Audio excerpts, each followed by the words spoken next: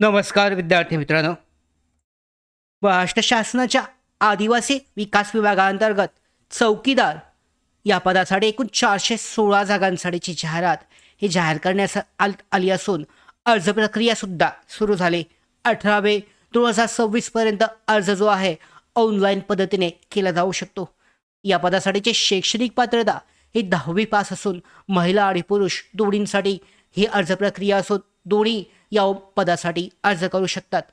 आता सगळ्यात अगोदर तुम्ही अर्ज करू इच्छिता मात्र या पदासंदर्भातली माहिती तुम्हाला नसेल, म्हणजे कामं काय काय असतात, तुम्हाला पोस्टिंग ही कुठं मिळते, त्याचबरोबर प्रमोशन आणि पगार कसा असतो, तर हा व्हिडिओ तुम्ही अर्ज करण्यापूर्वी पहा. अत्यंत महत्त्वाचा असा व्हिडिओ असून या पदासंदर्भातली सगळी माहिती आजच्या व्हिडिओमध्ये आपण जाणून घेणार आहोत.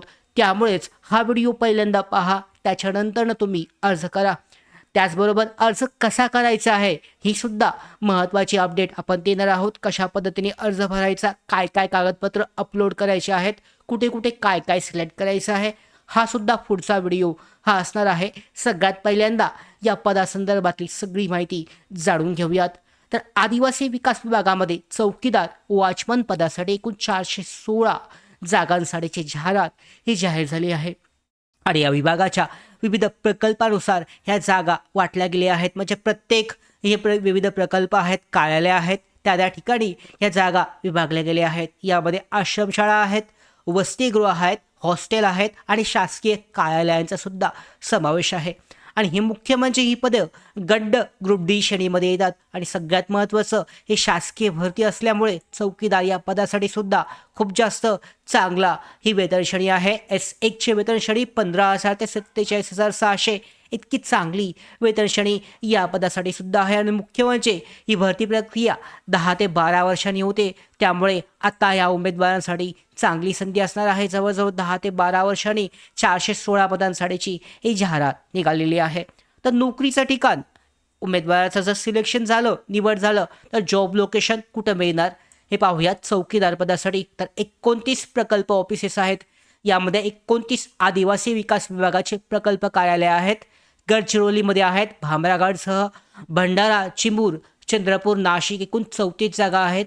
कळवणसाठी 42 जागा, शहापूरसाठी 19 जागा आहेत आणि सोलापूर, डहाणू इत्यादीसाठी जागा असणार आहेत. थोड्या थोड्या कमी कमी अशाच प्रत्येक विभागासाठी या जागा आहेत. फॉर्म भरल्यानुसार तुम्ही जॉब जो आहे, एखाद्या प्रकल्पासाठी तुम्ही फॉर्म भरताय शहापूरसाठी, तर जॉब जो आहे त्याच प्रकल्पाअंतर्गत येणाऱ्या ठिकाणी मिळेल, नाशिक किंवा दुसऱ्या ठिकाणी नाही. त्यामुळे तुम्हाला फॉर्म भरताना, अर्ज भरताना सुद्धा ही गोष्ट लक्षात ठेवणं आवश्यक आहे. ज्या प्रकल्पासाठी तुम्ही अर्ज करताय त्या प्रकल्पामध्येच तुम्हाला निवड मिळणार आहे, बाकी प्रकल्पाअंतर्गत नाही. तर त्यामुळेच ज्या प्रकल्पासाठी तुम्ही अर्ज करू इच्छिता त्या ठिकाणी जागा ह्या किती आहेत, तुमच्या प्रवर्गासाठी किती जागा आहेत हे पहिल्यांदा चेक करा आणि त्यानुसार जिथे जास्त संधी उपलब्ध आहे त्या ठिकाणी अर्ज करा. आता कोणकोणती ठिकाणं आहेत, तर आश्रमशाळा आहेत, आदिवासी विकास विभागाच्या शाळा आहेत. या ठिकाणी तुम्हाला पोस्टिंग मिळू शकते, लोकेशन मिळू शकतं जॉबचं, कामाचं ठिकाण. वसतिगृह आहेत, हॉस्टेल्स आहेत, आदिवासी विकास विभागाची मुलामुलींचे हॉस्टेल्स आहेत. या ठिकाणी तुम्हाला पोस्टिंग मिळू शकते. शासकीय कार्यालय ऑफिसेस आहेत, प्रकल्प ऑफिसेस, या ठिकाणी तुम्हाला जी पोस्टिंग आहे मिळू शकते. तुम्ही फक्त एकच फॉर्म भरू शकता आणि जॉब त्याच प्रकल्पाच्या अंतर्गत शाळा, वसतिगृह आणि ऑफिसेसमध्ये मिळणार आहे. म्हणजे ज्या तुम्ही जर समजा ऑफिसेससाठी अर्ज केला आहे तर त्याच ठिकाणी, त्याच विभागाअंतर्गत तुम्हाला त्याच प्रकल्प ऑफिसमध्ये तुम्हाला निवड मिळण्याची शक्यता आहे. त्या कारणामुळेच तुमच्या प्रवर्गासाठी जागा किती आहेत हे चेक करून संधी जिथे जास्त आहे तिथेच अर्ज करा. प्रमोशनची प्रक्रिया कशी असेल, प्रमोशनसुद्धा यामध्ये मिळतं. 100% प्रमोशन शक्य आहे. चौकीदार पदावरून प्रमोशन निश्चित होते, परंतु त्यासाठी तुम्हाला 10 ते 12 वर्ष किंवा 12 ते 15 वर्ष सेवा ही द्यावी लागते. आता यामध्ये प्रमोशन कसं आहे, तर परिचर, अटेंडंट या पदासाठी तुम्हाला प्रमोशन मिळू शकता. गट अ संवर्ग कालावधी 10 ते 12 वर्ष झाल्यानंतर तुम्हाला हे प्रमोशन मिळू शकतं. त्याचबरोबर कार्यालयीन सहाय्यक, ऑफिस अटेंडंटसाठी सुद्धा तुम्हाला प्रमोशन दिलं जाऊ शकतं, बढती दिली जाऊ शकते. मात्र यासाठी 12 वर्ष, 15 ते 16 वर्ष असतील, 15 ते 20 वर्ष इतका कालावधी आवश्यक असतो. त्याचबरोबर लिपिक पदासाठी सुद्धा ज्या शासकीय परीक्षा असतात, यामध्ये विभागीय परीक्षा, या देऊन सुद्धा विभागातील रिक्त जागांनुसार लिपिक क्लर्क या पदासाठी सुद्धा तुम्हाला संधी मिळू शकते. यासाठी 10 ते 12 वर्षाचा कमीत कमी तुमची जो अनुभव आहे हा असणं आवश्यक आहे. आणि प्रमोशन विभागामध्ये रिक्त 10% जागा आणि सरळ सेवा भरतीनुसार अवलंबून असते. त्यामुळे चांगली संधी असते. जरी चौकीदार म्हणून तुम्ही रुजू झालात त्यानंतर त्याच कार्यालयामध्ये तुम्हाला ऑफिस अटेंडंट, लिपिक, त्याचबरोबर परिचार या ठिकाणी बढती प्रमोशनसाठी संधीसुद्धा मिळते. आणि आत्ता जरी पाहिलं तर यामध्ये सुद्धा पगार जो आहे हा चांगला आहे. पाहू शकता बेसिक सॅलरी जी आहे, बेसिक पगार चौकीदार पदासाठी 15,000 एस लेवल 1 साठीचा पेमेंट आहे. इन हँड सॅलरी, भत्ते, घरभाडे भत्ता आहे, वाहतूक भत्ता, महागाई भत्ता इतर सगळं मिळून 26,000 ते 27,000 starting in hand salary in पगार जो आहे. चौकीदार या पदासाठी 26,000 ते 27,000 इतका पगार तुम्हाला यामध्ये मिळणार आहे. आणि हे भत्ते सरकारच्या घोषणेनुसार अजून वाढू शकतात, बदलू शकतात. बेसिक फक्त हा ठरलेला असतो. त्या कारणामुळे 26-27,000चे 30,000पर्यंत सुद्धा चौकीदार या पदासाठी तुम्हाला पगार जो आहे हा मिळू शकतो. त्यामुळे ज्या उमेदवारांना वाटत असेल की चौकीदार हे कमी पद आहे, मात्र पगार जर पाहिला तर तुमचे जे प्रायव्हेट जॉब्स असतील त्यामध्ये सुद्धा त्यापेक्षा हा जास्त चांगला पगार जो आहे या ठिकाणी दिला जात आहे. त्यामुळे अर्ज तुम्ही करू शकता. आता मुख्य गोष्टीवर येऊया. काम काय असतं तर चौकीदार जे हे पद आहे या पदासाठी मुख्य जी कामं आहेत ही सुरक्षा, देखरेख आणि नोंदणी असते.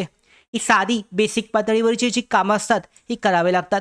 शिफ्ट दिवसाची आणि रात्रीची, बहुतेक वेळा शासकीय कार्यालय असतात त्या ठिकाणी दिवसाची शिफ्ट असते. काही ठिकाणी वॉर्ड जे आहेत यामध्ये शासकीय जे विश्रामगृह असतील, त्याचबरोबर यामध्ये काय आपण म्हटलं तर यामध्ये जी वसतिगृह आहेत, हॉस्टेल, आश्रमशाळा असेल, या ठिकाणी रात्रीची सुद्धा तुम्हाला जी शिफ्ट असेल हे दिली जाऊ शकते.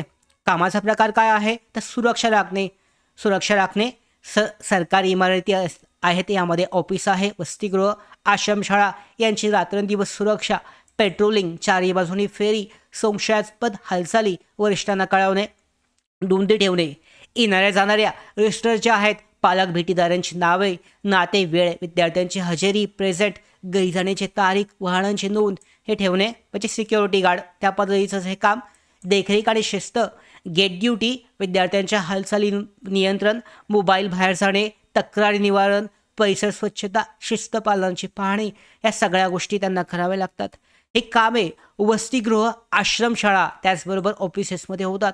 आणि वरिष्ठ जो वार्डन असतो यासाठी हजेरी जी माहिती आहे हे पोचवणं आवश्यक असतं. ही कामं चौकीदार, वॉचमन या पदासाठी करावे लागतात. तर अशा पद्धतीने तुम्ही जर पाहिलं कामं त्याचबरोबर जो पगार आहे या ठिकाणी चांगले तुम्हाला प्रमोशनसुद्धा यामध्ये मिळण्याची शक्यता आहे. त्यामुळे काही विद्यार्थ्यांना असं वाटत असेल की चौकीदार हे कमी पद आहे, वॉचमन हा कमी पद आहे, मात्र शासकीय ही भरती असल्यामुळे यामध्ये शासकीय भरतीचा लाभ तुम्हाला माहितीच आहे. पेन्शन असेल, त्याचबरोबर यामध्ये भत्ते आहेत. त्या कारणामुळे 27 ते 30,000पर्यंत तुमचे जे वेतन आहे, पगार जाणार आहे. या कारणामुळे तुम्ही जर इच्छुक असाल तर अर्ज प्रक्रिया सुद्धा सध्या सुरू आहे. त्यामुळे हा व्हिडिओ पहिल्यांदा पहा, त्याच्यानंतरच तुम्ही अर्ज करा. तुम्हाला काय करायचं आहे तुम्ही ठरवू शकता. तर अशा पद्धतीने चौकीदार या पदासाठी आदिवासी विकास विभागामध्ये 416 जागांसाठीची जाहिरात 10वी पाससाठीची जाहीर झालेली आहे. मागच्या व्हिडिओमध्ये आपण जाहिराती संदर्भातली माहिती पाहिली.